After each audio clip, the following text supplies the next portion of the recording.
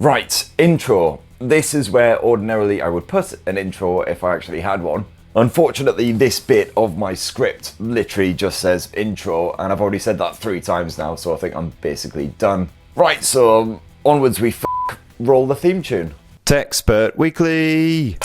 So first up, bit of a disclaimer. If you were hoping to see a show absolutely packed to the tits with lots of really fascinating tech news, well, firstly, you've clearly never seen this show before. And secondly, even if I did actually bother to do my job properly, this week unfortunately has been about as fascinating as a staring contest between 2 corpses, with live commentary from Keir Starmer.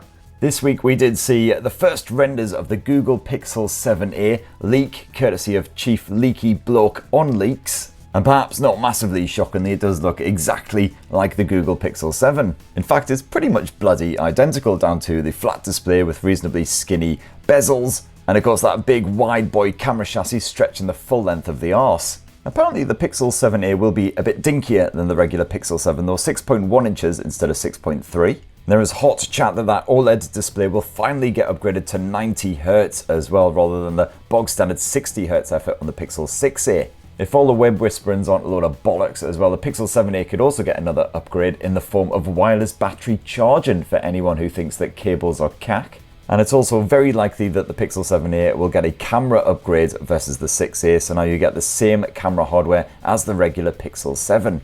We're still several months away from the official launch of the Google Pixel 7a though, by which time we may have had nuclear Armageddon or God knows what. So all you're doing right now is wasting your last few precious moments on this planet. Just a little bit of Friday afternoon cheer for you right there. Hope you're having a lovely day, by the way.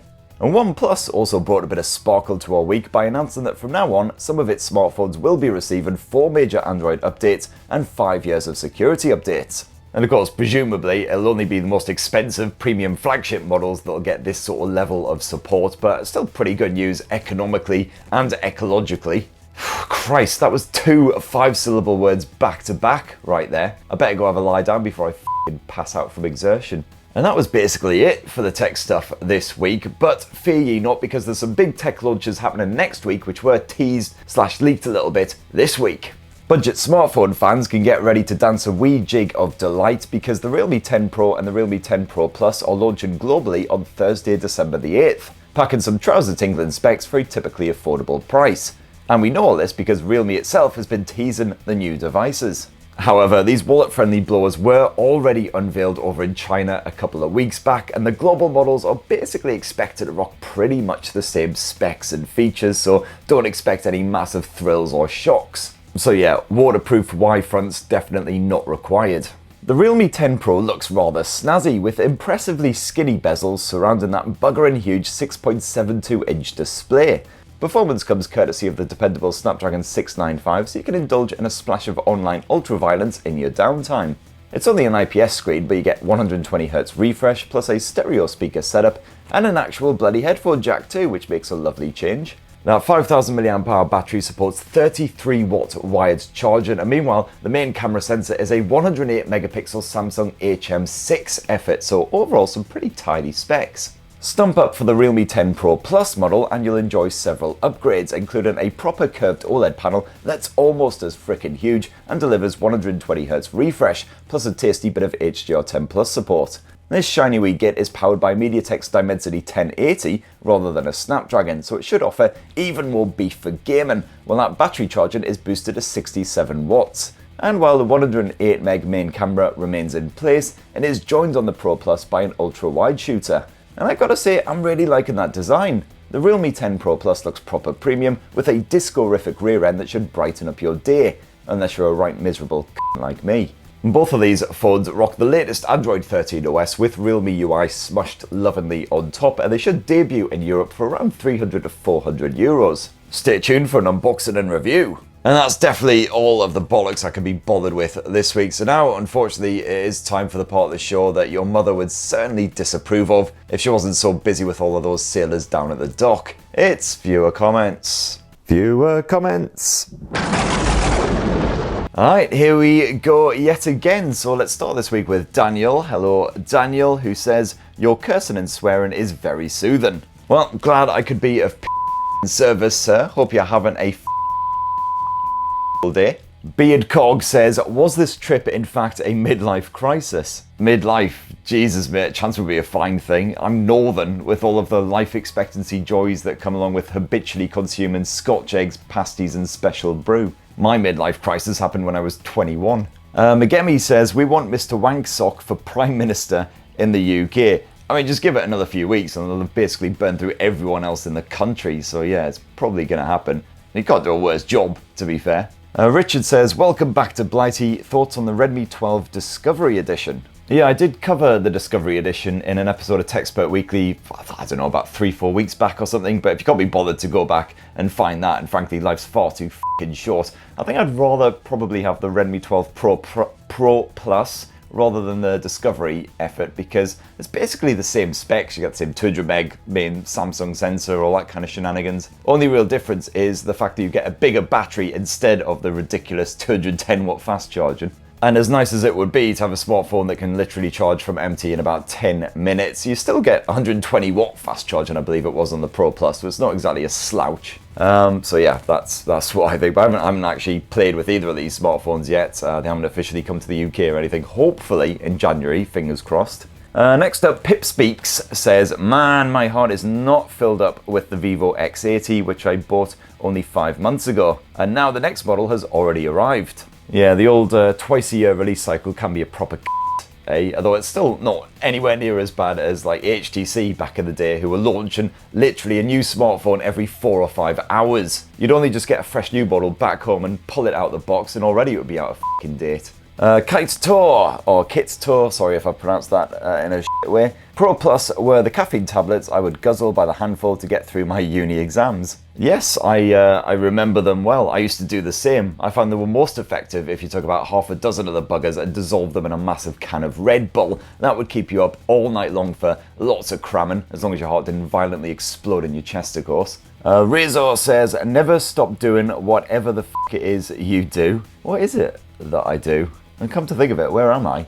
Who am I? Next up, Matt says, thanks for the update. Instant regret on having just ordered the 5 Mark IV. Now, the Sony Xperia 5 Mark IV, which we talked about briefly last week. Don't get me wrong, Matt, it is not a bad phone at all. It's one of the few pleasingly compact handsets, and I do really enjoy using it. It's just that it can get a wee bit toasty at times. Kind of a shame that they didn't go with that Plus Snapdragon. But as I say, slip one in your pocket this winter. It'll keep you nice and warm, certainly in the Groenal region. Next up, Gary North says, can't remember the last time I had a really good muffin. Dating's not what it used to be. I mean, why do you think my best friend is a crusty old sock?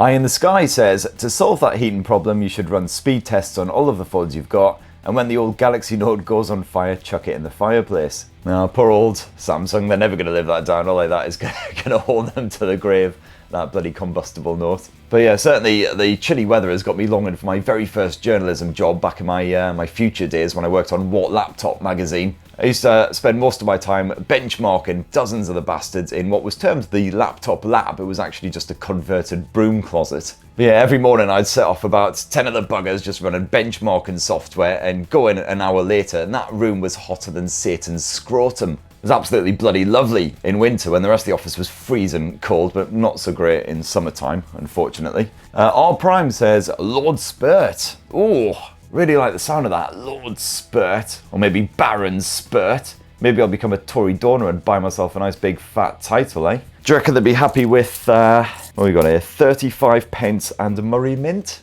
Anyway, R Prime says, do you ever think we will get back to the good old days of no notches or no punch hole cameras? I long for another OnePlus 7 Pro type blow-up with a pop-up camera. I reckon we will get back to no notches eventually, but unfortunately I think the days of pop-up cameras and other mechanical bits of wizardry like that are sadly numbered, which is a shame because those things were endlessly entertaining. If I just pop on my Mystic Meg wig for a second and just gaze into the future, I reckon something like the under-display selfie cam technology will advance to the sort of stage where it's fairly affordable and also effective enough to install on even quite mid-range smartphones. iPhones, on the other hand, will continue to rock a big fat mustache notch until roughly 2048, when hopefully people will finally realise they're a big fat waste of money. Soft Girl Stars says, yep, seems like every tech YouTuber has a sponsor from one of 3 VPNs. Yeah, not even exaggerating. I get emails from one of the really big VPN companies literally every single week asking to put integrated ads into my bloody videos. And they're all really persistent buggers. That's probably why you see so many of their ads on YouTube, because the YouTubers just fucking eventually just cave and say, all right, just leave me alone, I'll do it already.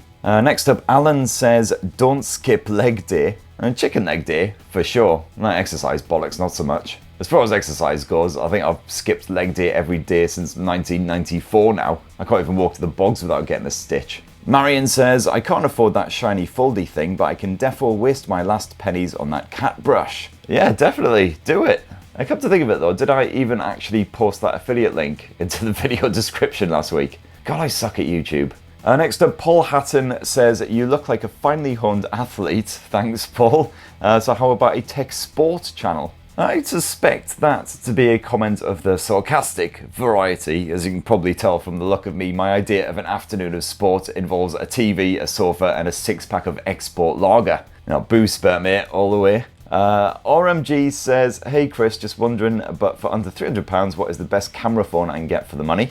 Boy, howdy, do I have a video for you, buddy. Best budget camera phones, which I did about a couple of weeks ago. Lots of £300 and under options in there. I unfortunately can't promise to remember to put a linky thing through to said video right here, but basically if you just go to the googly search bar thing on YouTube and type in best budget camera phones, and then just scroll down the list until finally you spot what looks like a lumpy albino watermelon, but is in fact my hairless bonds, then yeah, just click on that one, job done. Other Sing Pure says, glad to see Mr. Wanksock is doing well. I thought something terrible happened to him in Techspert Weekly 130. I mean, I'll let you in on a little secret here. I've actually got an entire drawer full of Mr. Wanksocks ready to go, so when one expires, no worries. Next up, Rosin Footman says, I remember the 90s and early 2000s. You clearly haven't drunk as much alcohol as I have then. When desktops were all about specs and which one had the latest CPU. A time when computers lost value the moment they came out of the box. But then that changed. Do you see that pattern repeating with smartphones?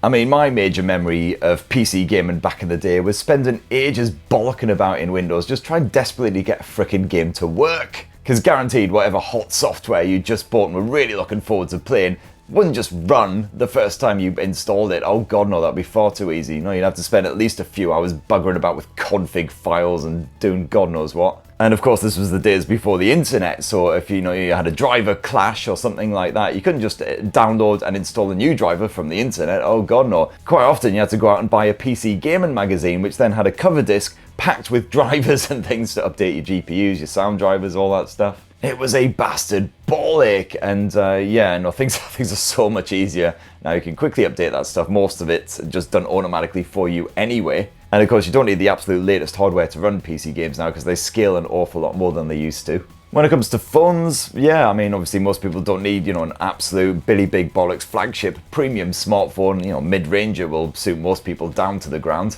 Sorry, what was the question again? I'm not sure if I'm actually answering it or just rambling incoherently at this moment. So what I'm gonna do is just shut the f*** up. And in fact, I really will shut the f*** up because we're bang out of time now. It's just one more comment. Cedric says, hey Uncle Spurt, I would one day like to see you do a reaction to your old videos. Oh lordies, leaping back in time to 2018 before COVID was a thing and my liver was only mostly f***ed. Or do you mean even earlier than that, back in my Recombu days where I started doing videos for them back in like 2014, I think it was? Back when, believe it or not, I actually had some hair still. But yeah, no, that's a nice idea, Cedric. Maybe I'll do something like that if we eventually finally hit the golden 1 million subscriber mark, which, yeah, that's still terrifyingly close. Anyway, a massive thank you to everyone who commented last week. I'm going to continue to read through those, but I really do need to actually stop banging on at you guys now and go in, edit this video, otherwise it'll be late. And please do slam your comments in the comments bit down below my talky, chatty head, and we'll try and smash away through as many of those as possible next week. And speaking of next week, this is about next week. Well, we already kind of discussed next week. Realme 10 series smartphone launch next Thursday, so definitely stay tuned for some hot goss on all of that. There might be a couple of other bits going on, although a couple of launches next week are kind of up in the air, so I'm not really sure. Basically, there's going to be more tech shit on this channel. It'll be rubbish. Apologies in advance. And please do join me next week for Techspert Weekly if you can be bothered. A massive thank you to everyone again for watching all the way through to the end of this heap of bollocks. Please do plug subscribe and ding that notifications bell and have yourselves a bloody lovely weekend. Cheers everybody, love you.